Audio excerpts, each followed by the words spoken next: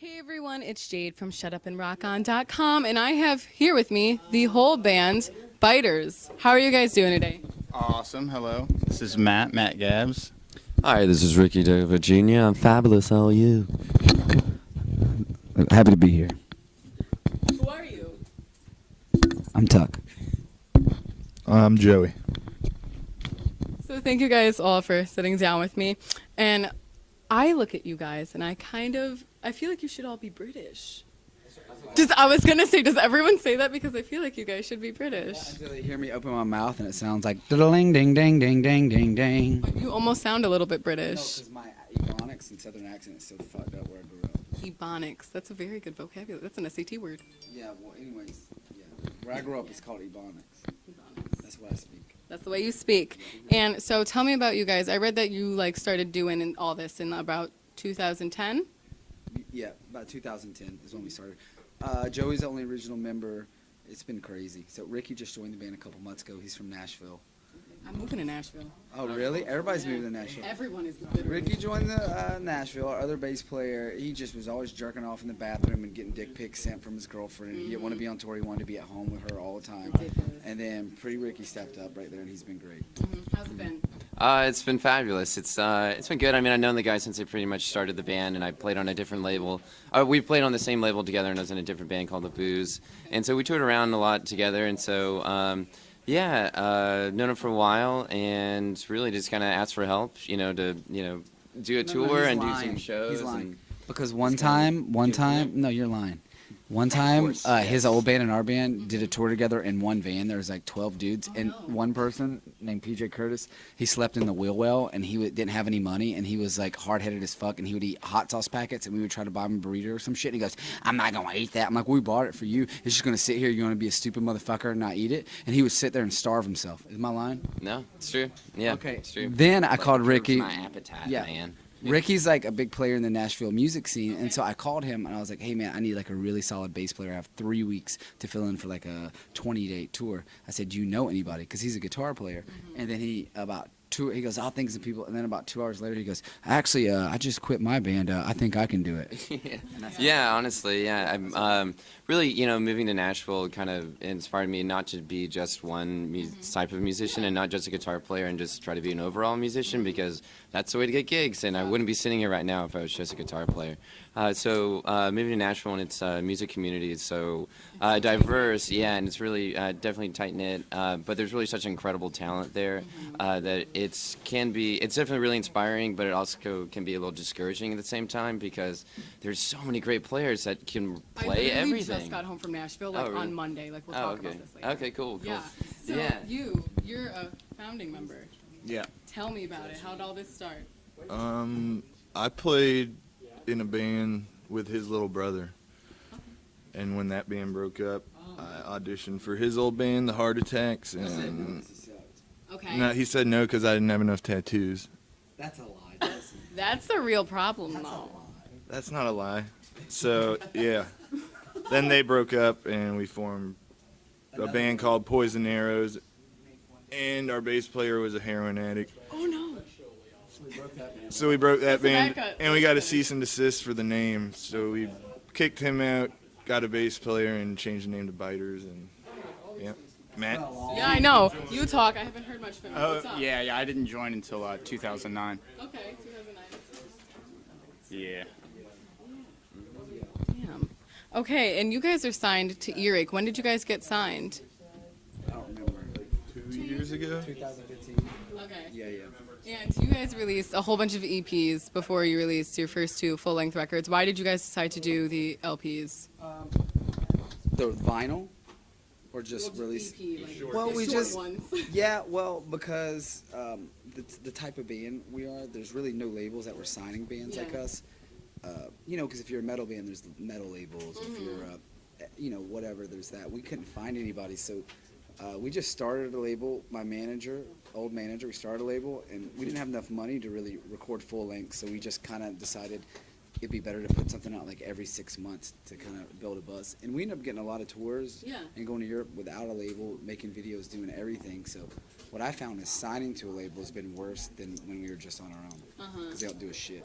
And I feel like we really need to talk about your influences because, again, like I said, I look at you, I feel like you should be British. I feel like I see punk rock, I see so many different things. So what are all of your influences? My influences would be rock and roll. Fair enough. Alice Cooper Band, the original.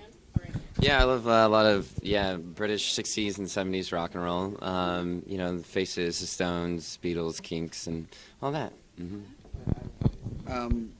My favorite bands are like Cheap Trick, Thin Lizzy, AC/DC, Kiss. A lot of British punk, a lot of 70s glam, Bowie, especially T-Rex, Slade, Sweet.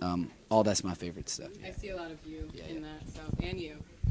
Yeah, I mean, we all listen to the same stuff. Okay, well, so it works. You guys all see eye to eye on most things? We kind of evolved a little bit. When we first started, we were more of like kind of like a real late 70s power pop type band. And then we kind of went harder rock. And then our last record is like really kind of really 70s glam. Like really Bowie T-Rex influence. Yeah. And now I know about you guys because I think you know my friend Mitch LaFon. He told me he was like, Interview with him, yeah. I know, he told me, he was like, you have to interview this band. And I was like, okay. So here we are interviewing you. And what are you guys up to now? We're here at Rock Allegiance in Campton, New Jersey. So what are you guys doing now? You just got off the stage not too long ago. Yeah, I think because we usually headline a lot. We're usually we're usually doing stuff, so now we can kind of fuck off a little bit and hang out and watch bands. And our good friends are playing for in Macedon tonight, so I think we're all gonna go watch that. Yeah. That's a big one. Who are you guys looking forward to seeing tonight? Macedon. Looking forward to another Nashville band, Hailstorm. And there's the rising band Greta Van Fleet. Want to check them out. And I saw them last night. but I think we might miss them. But just like really just walking around and seeing all the bands, meeting all the people. That's the best part of being at festivals. Just like all the bands that you don't know. So. Your opinion on festivals? Oh, they're great. I'm really looking forward to seeing Mastodon tonight, too. Okay, so you're all Mastodon fans, yes? Yeah, they're our friends. Yeah. Oh, yeah, you're right. And so what are you guys up to, like, now, musically, etc.? You guys working on anything new? I know you just released, like, an album not too long ago, so what's up with that? Well, we're doing the Kiss Cruise next month, which is hell going to be yeah. awesome. Which is stoked because not a lot of younger original bands are on there, so we're like very blessed. Kiss is such a big influence on. I'm really happy. And then we have a couple weeks off, and then we're doing like a full European tour with him. They're doing like a farewell tour, so that's huge. Like, everything's been sold out for like 6 months. So that's gonna be a massive tour. You guys, so are you going to be working on new music soon, or are you just going to continue to promote the one that you just put out? Always working on it. I feel like if you enter a band and you write, it's something you don't stop. It's a continuous thing. In my experience, I'm just always. Yeah, absolutely. Working on new music, and so we're doing the Kids Cruise, and then after that we're going to Europe in November and December to play with this band called Him and their farewell tour. So that's it's gonna be awesome. All their shows are really almost already sold out. So it's like, hey, guess what? We announced all these dates, and sorry, you can't get tickets because they're already sold out. Yeah. So it's kind of a good problem to have, I guess. So, Yeah, but we go to Europe because our label's in Nottingham in England. Yeah. We react a lot. Well, we react well here, but like we really react. I was going to ask how different it is touring in Europe versus the States, because I always hear that Europe's better. I like the States just because it's less expensive. We have to rent everything and rent a van over there, and then the jet lag fucks me up emotionally and spiritually every time. And we're still on a splitter van, not a tour bus, so it's like some of the most rugged ass tours I've ever been on in my life. How do we get you on a tour bus? What do we have to do to get you on a bus? Buy more records. Yes, Buy more records? Yes, buy them. Go to the show, request it. Yes. Yeah. Okay, is there anything else that you guys want to talk about or let me know before I let you guys go? Well, we are running about 2 hours of sleep, if that, right now. Yeah, so we're feeling good. Yeah, we had a great show. We were the first band on the third stage, and we kicked it off today, and it was really great. You know, there was a good crowd whenever we first started, but by the end of it, it was just a sea of people. Yeah, it was incredible, and a really engaged audience, and a lot of people, you know, because especially when you tour and you play smaller cities, you know, you kind of see some similar people that are there last night or that are traveling to the next night, but this was just like, I don't recognize anybody. And so many like t-shirts and people that we never seen before that you know, we're singing along. So it was great, and we also played a lot of new stuff off the new album. Yeah, So. Good. So before I let you guys go, where can we follow you to keep up with all stuff you? We're more active on Instagram and Facebook because Twitter pisses me off a little bit. Why? I don't know. He runs a Twitter and it's hard, and I don't want to run it because it sucks. And it's just like, I'm just not a Twitter dude. Okay. Are you a Twitter woman? Sucks. You think it sucks too? It's an eyesore. It just looks like shit. It's obnoxious. Boys. There's all like hats and hashtags. And Good. Yeah. They need to be It looks like shit. I hate using it.